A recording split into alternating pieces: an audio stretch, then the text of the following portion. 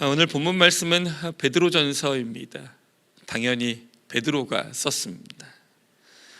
베드로가 오늘 말씀을 쓰면서 여러 가지 것들을 우리에게 알려주고 있는데, 저는 교회에 대한 이야기를 하려고 하니까 베드로와 교회, 이 두 가지를 같이 함께 묶어서 여러분과 말씀을 살펴보려고 합니다. 여러분, 초대교회에는 두 명의 기둥이 있었습니다. 두 사람의 기둥. 이게 이제 초대교회를 지탱하고 버텨가는데 두 사람이 아주 큰 역할을 하죠. 그 사람이 바로 베드로와 바울입니다. 근데 이 두 사람에게도 좀 차이가 있었습니다. 베드로는요, 유대 배경의 사람이었습니다. 유대인들 배경에. 바울은 반대로 헬라, 그러니까 로마를 기반으로 한 사람이었습니다. 베드로는 주님 곁에서 주님으로부터 복음을 듣고 주님으로부터 복음의 모든 것들과 훈련을 받았습니다. 반대로 바울은 주님을 직접 만나지 못했기 때문에 그는 주님을 사람들로부터 배웠던 사람입니다. 그의 지식과 교육으로 주님에 대해 배운 사람이 바울인 거죠. 베드로는 예루살렘 교회라는 곳을 터전으로 시작을 했고, 바울은 안디옥 교회라는 곳을 기반으로 시작하게 됩니다.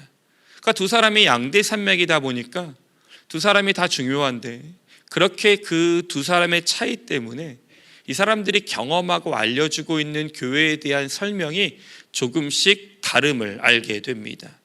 아마도 그들이 처했던 환경 때문에 그런 차이가 일어났나 봅니다. 바울에게 교회는 어떤 거냐 하면 복음의 전초기지입니다. 그러니 복음 들고 땅끝까지 나아가려면 중간중간에 그 복음의 전초기지가 필요한 거예요. 바울의 교회는 그런 거였습니다. 그래서 바울은 제일 중요한 게 뭐냐 하면 이방의 전도의 중심지로 곳곳에 교회를 세우는 일이 중요했어요. 바울은 교회가 중간에 있어야 하기 때문에 교회를 끊임없이 빠르게 교회를 세우는 것에 그의 관심이 있었습니다.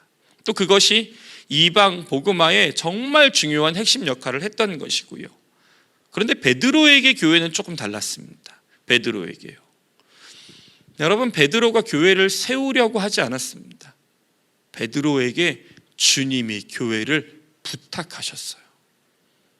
바울은 그가 교회를 세우려고 갔지만 베드로에게는 주님이 교회를 부탁하셨어요. 그래서 베드로는 교회에 대한 마음을 기억할 때 나에게 부탁하신 주님의 음성이 베드로의 마음에 흐르고 있었습니다. 제가 마태복음 16장 18절 말씀 읽어드릴 테니까 들어보십시오. 너는 베드로라, 내가 이 반석 위에 교회를 세우리니, 내 교회를 세우리니 음부의 권세가 이기지 못하리라. 다시 잘 들어보십시오. 너는 베드로라, 내가 이 반석 위에, 이 반석이란 돌이 아니라 베드로를 말하는 거죠. 베드로 위에 내 교회를 세우리니 음부의 권세가 이기지 못하리라.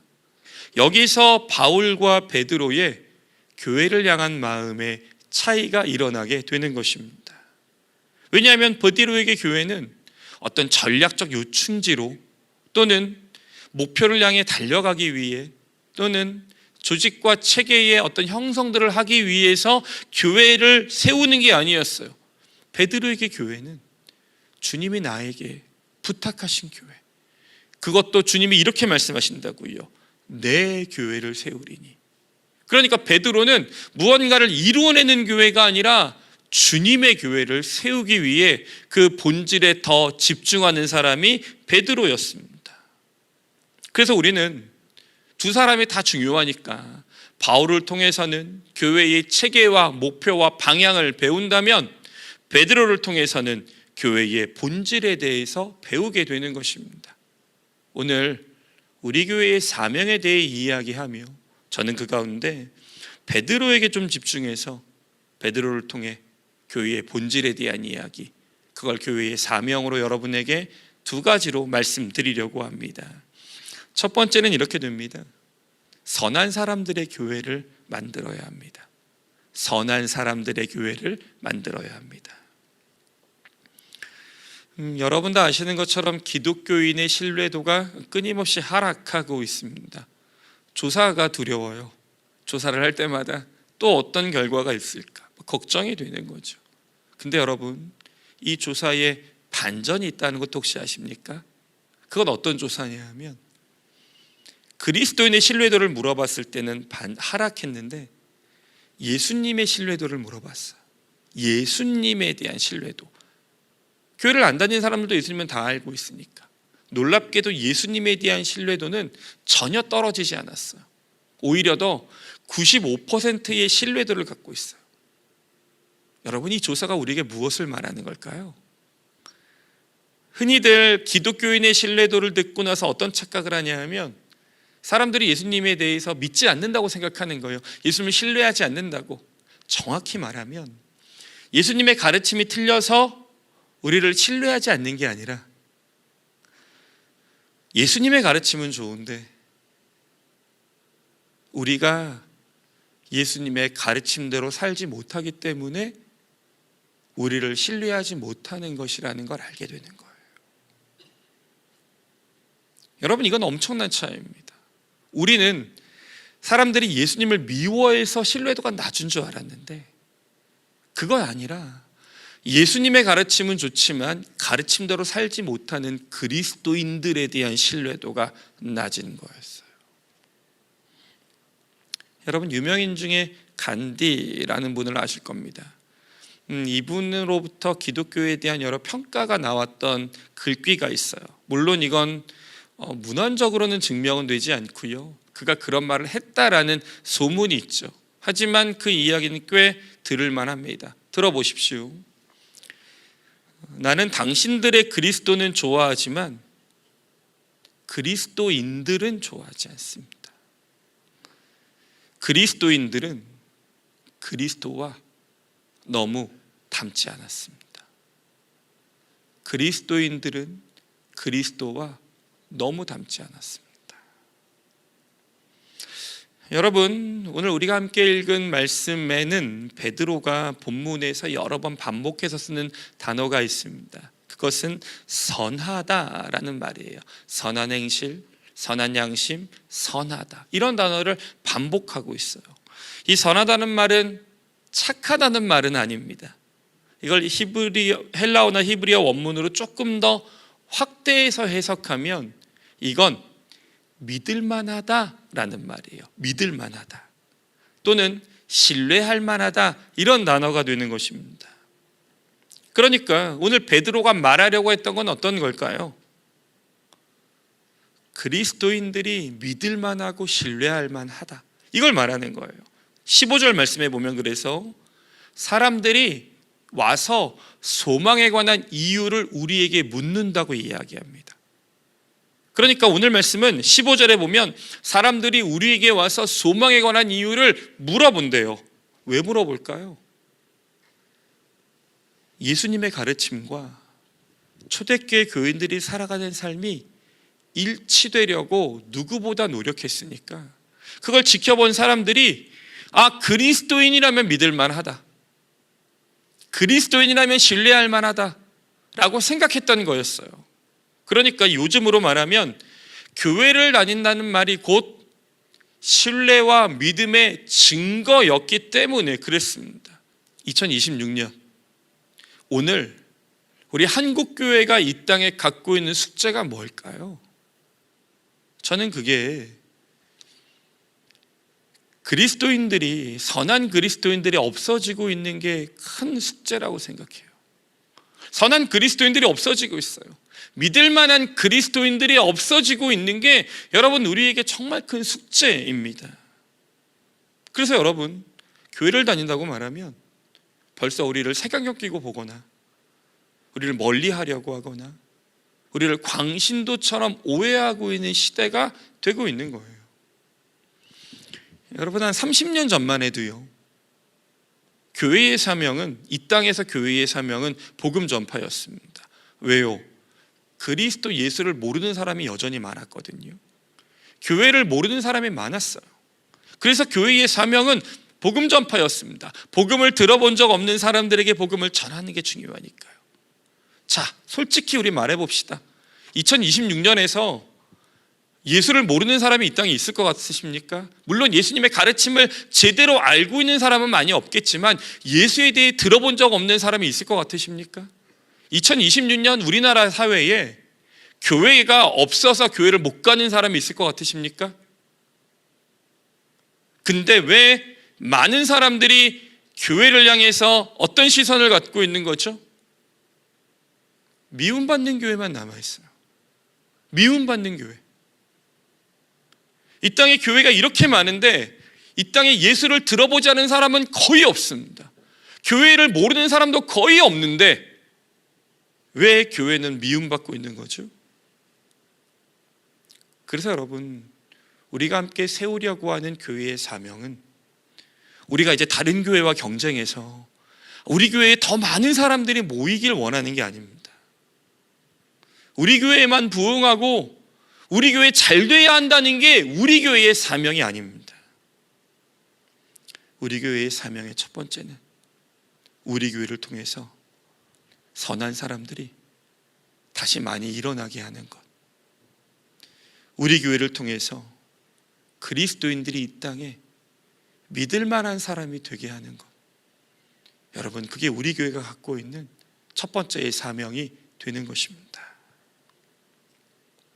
우리만 잘 믿고 우리끼리만 잘 지내고 우리 교회만 부흥하는 걸 누리다 보면 나중에 우리가 이제 주님 앞에 섰을 때 너희끼리만 잘 지내고 너희끼리만 행복하게 있다가 돌아오는 게 이 땅에 빛과 소금의 삶을 살라고 부탁한 주님의 부탁을 이룬 것이냐고, 주님의 부탁을 잊어버린 건 아니냐고 말씀하실 때 우린 과연 그 주님의 말씀에 뭐라고 답을 해야 할까요? 여러분, 주님이 베드로에게 교회를 부탁하시면서 이렇게 말씀하셨다니까요. 내 교회를 세우리니. 주님이 여기서 세우신다고 말씀하신 내 교회는 세상을 정복하는 공동체가 아니에요. 주님이 세우신다고 말씀하신 공동체는 다른 사람들과 비교하고 다투고 투쟁해서 우리만 더 잘 되는 그런 공동체가 아닙니다. 주님이 말씀하신 공동체는 사람들을 끌어모으는 게 목적인 공동체가 아니었어요. 여러분, 사도행전 2장 47절 말씀 제가 읽어드릴 텐데 들어보십시오. 초대교회의 모습의 표현입니다. 주께서 구원받는 사람을 날마다 더하게 하시니라. 다시 잘 들어보십시오. 주께서 구원받는 사람을 날마다 더하게 하시니라. 여러분, 초대교회가 부흥하고요, 인원이 늘어나고 초대교회가 성장하고 자라게 된 걸 누가 하셨다고 말씀하시죠? 주께서 하셨다고 말씀하십니다. 그건 주가 하신 거예요. 주께서 구원받는 사람을 날마다 더하게 하셨다고요. 그들이 구원받는 사람을 더하게 하려고 한 게 아니라 주님께서 하셨다고요. 우리는요, 선한 영향력의 사람들이 일어나도록 하는 거예요. 그게 교회가 서 있는 목적이고 우리 교회가 걸어가야 하는 걸음입니다. 선을 행함으로 선한 영향력이 흘러가는 사람들이 많아지는 교회, 우리가 살아가는 세상에서 빛과 소금으로 그리스도인답게 살아가는 교회, 그렇게 될 때 대부분의 교회가 꿈꾸는 부흥과 성장은 주님께서 이루시는 거예요. 그게 초대교회의 부흥의 비결이고 주님이 베드로에게 교회를 부탁하셨던 이유가 되는 겁니다. 저는 간절히 바라기는 사람들이 우리에게 오늘의 비전교회는 어떤 교회입니까? 오늘의 비전교회는 어떤 교회입니까? 라고 질문하게 된다면 저는 이렇게 답하고 싶어요. 선한 사람들의 교회입니다. 선한 사람들의 교회예요. 그리스도와 그리스도인이 일치되려고 노력하는 교회예요. 선한 영향력들을 이 땅에 흘려보내려고 내 삶에서 몸부림치는 사람들이 있는 교회예요. 그래서 그런 우리의 노력으로 이 땅에서 그리스도의 이름이 높임을 받고 우리의 선한 영향력으로 이 땅이 조금 더 아름다워지고 이 땅이 죄악으로 이렇게 무너지지 않도록 우리가 함께 붙드는 사람들이 있는 교회, 그런 교회가 온누리 비전교회가 되기를 주님의 이름으로 간절히 축원합니다. 그러려면 우린 두 번째의 사명으로 넘어가야 합니다. 그건 부끄럽지 않은 교회입니다. 예수님께서 마태복음 16장 18절에서 이렇게 말씀하셨어요. 내가 이 반석 위에 내 교회를 세우리니. 근데 여러분 저는 주님이 말씀하신 내가 이 반석 위에 내 교회를 세우리니라는 말씀을 듣고 나서 많은 질문들을 주님 앞에 던지게 돼요. 근데 그중에 가장 큰 질문은 뭐냐 하면 이거였어요. 주님, 왜 하필 베드로인데요? 주님, 왜 하필 베드로인데요? 지금에서 돌아보는 베드로야 너무 훌륭하고 너무 위대한 사도이고 교부이지만 주님이 그날 그 말씀을 하실 땐 베드로가 어땠는데요? 주님이 이렇게 말씀하셔도 괜찮아요. 내가 내 교회를 예루살렘 위에 세우리라. 내가 내 교회를 율법 위에 세우리라. 내가 내 교회를 신앙 위에 세우리라. 내가 내 교회를 그리스도인들 위에 세우리라. 이렇게 말씀하셔도 될 것 같은데 왜 주님이 그 이야기를 베드로에게 하셨을까요? 베드로에게요. 여러분, 우리 베드로 너무 잘 알잖아요. 이 사람 완벽한 사람 아니었습니다. 아니, 완벽이란 단어랑 안 어울리는 거였죠. 베드로는요, 성격이 정말 급했어요. 생각하기보다 막 행동이 먼저 앞서는 사람이었습니다. 그는 무리를 걷다가 비바람을 두려워하고 주님 의심해서 빠져가는 사람이었어요. 여러분, 십자가를 막아서다가 주님 앞에 책망 들은 사람입니다. 심지어 겟세마네에서는 잠들었어요.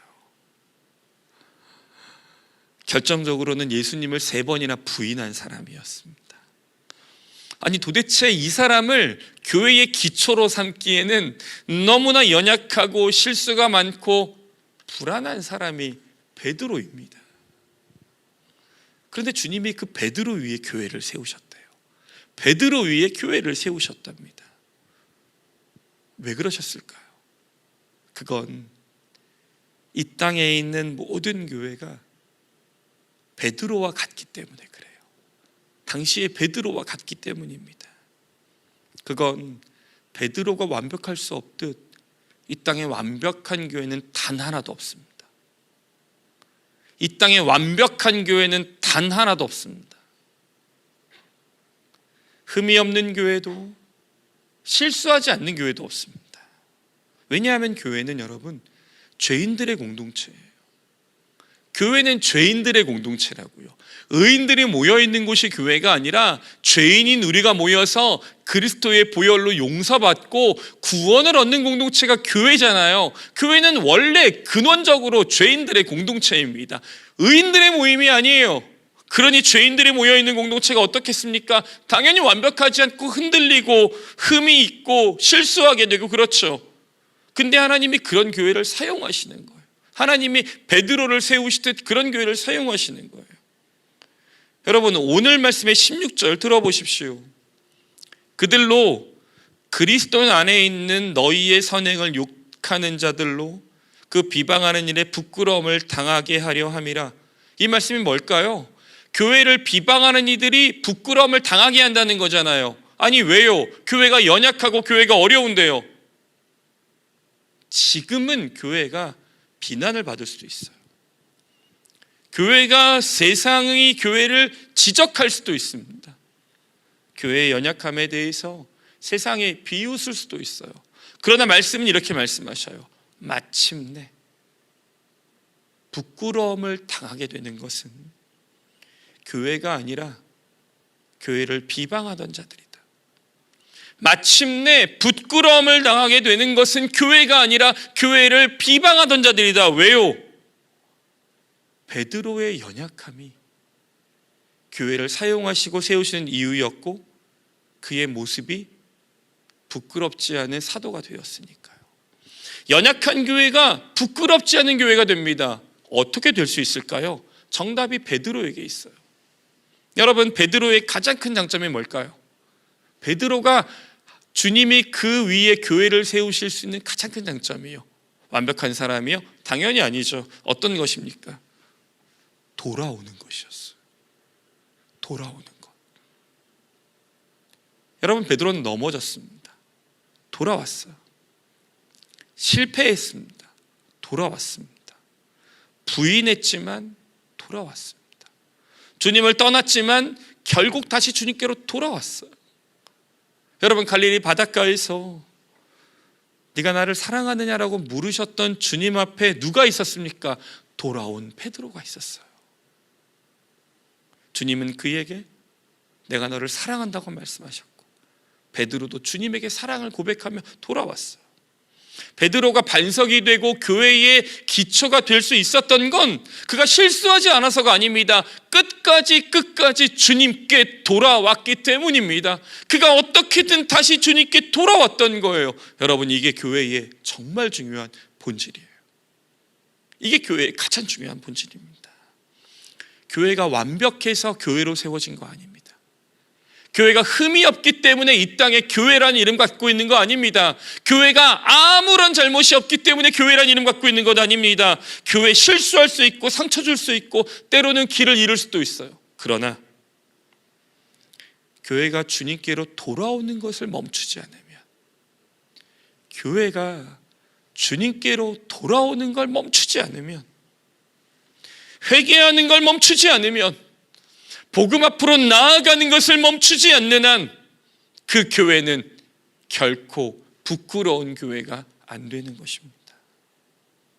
오히려 하나님이 붙드시는 교회가 되고요, 주님이 세우시는 교회가 되고요, 주님이 마음대로 쓰임받는 교회가 되는 겁니다.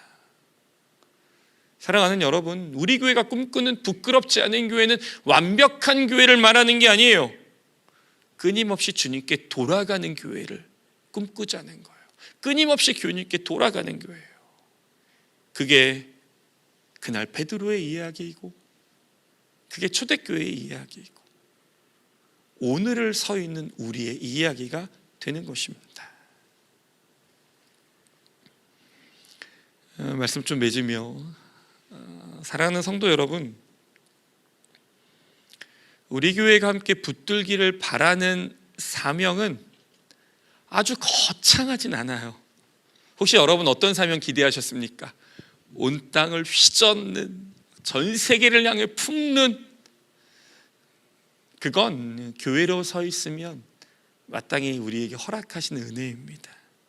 우리 교회가 붙들어야 할 사명은 거창하진 않아요. 저는 그걸 한 문장으로 여러분과 정리하고 싶습니다. 그건 선한 사람들의 부끄럽지 않은 교회, 선한 사람들이 모인 부끄럽지 않은 교회. 사랑하는 여러분, 그게 우리가 꿈꾸고 우리가 이 땅에 만들어가야 할 교회의 가장 큰 본질이 되는 겁니다. 예수 그리스도의 그 선하심을 닮아서 우리의 가정에서나 일터에서나 학교에서나 삶에서 선한 영향력들을 흘려보내는 교회, 그런 사람들이 서 있는 교회, 완벽해서가 아니라, 실수하지 않아서가 아니라, 넘어질 때마다 다시 주님께 돌아오고, 길을 잃을 때마다 다시 복음으로 돌아오고, 교만할 때마다 회개하여 다시 주님께로 돌아오는 교회, 이것이 우리가 기억해야 할 교회의 사명이고 우리에게 허락하신 하나님의 부탁이 되는 것입니다.